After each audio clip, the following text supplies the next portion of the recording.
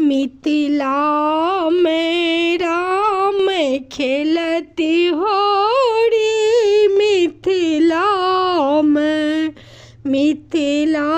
में राम खेलते होरी, मिथिला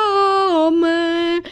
अतर गुलाल कुम कुम केसरी, अतर गुलाल कुम कुम केसरी,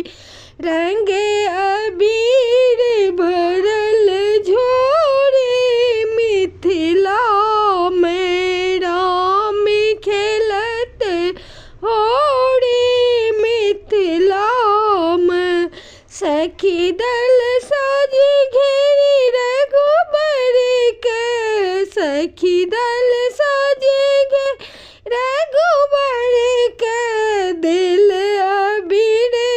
अतर बोरी, मिथिला में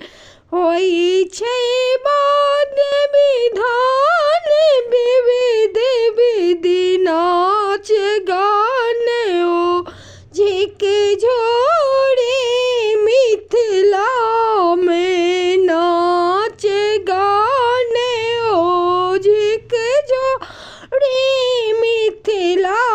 में राम खेलती होरी, मिथिला में सरगुन सुमन गगन सालेज अबीर